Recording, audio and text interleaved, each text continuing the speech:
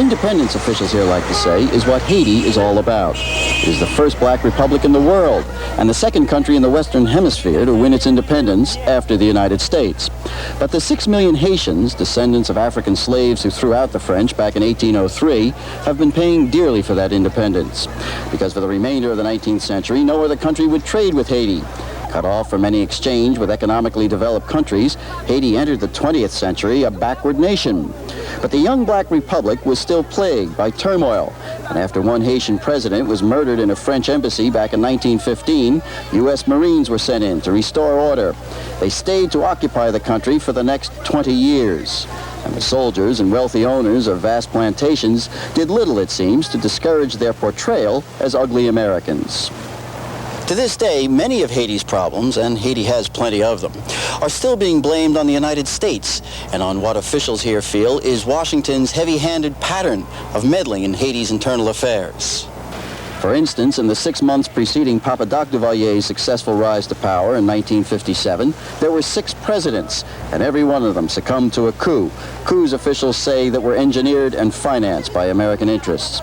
But without American money, or money from any other major power for that matter, Haiti's economy and standard of living have suffered greatly. Only 10% of the 6 million inhabitants can read or write.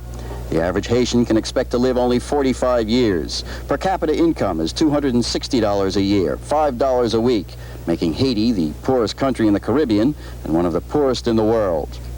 It is hard to say who is worse off, those who live in primitive huts in the mountains cut off from the world except for the missionaries, or the urban poor, like the 250,000 Haitians who live jammed in squalid tin huts in Port-au-Prince. But Haitians, for the most part, seem to accept life with good-natured resignation. Those who haven't heard about the promised land in the United States, or who don't have enough money to try to slip into Florida, 600 miles away. Almost without exception, Haitian officials will put the blame anywhere but in the National Palace, where Papa Doc's son rules as the new president for life. But there is at least one outspoken critic, the former Minister of Tourism and Haitian journalist, Aubelin Jolicoeur, whom we found at the Grand Hotel Olofsen. The problem of Duvalier that he is more emotion than his brain and his heart, because he is very emotional. He's very young. He got around him all the youngsters who have been with him and without any experience. And experience is the other name of life. Haiti is the poorest island in the Caribbean. Unemployment stands at 50%. Per capita income is $260 a year. The starting wage for an unskilled factory worker, $2.64 a day. And yet Haitians are among the happiest people on earth. Street fights are uncommon, even among the highly competitive taxi and tap-tap drivers. Their art reflects that good humor, too. There are no dark, somber colors, no grief, not in their paintings, not in their songs, not in their hearts, not yet.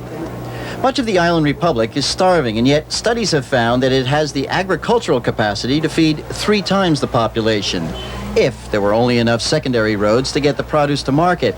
And if there were a road building program, these studies show, it could provide a basic long-term source of employment for thousands. Despite the poverty and the neglect, the disease and the illiteracy, Haitian officials insist there is virtually no crime here. Why then are there so many crowded jails? If Haitians are as content as the palace says they are, why are there so many risking their lives to get to Florida in leaky boats?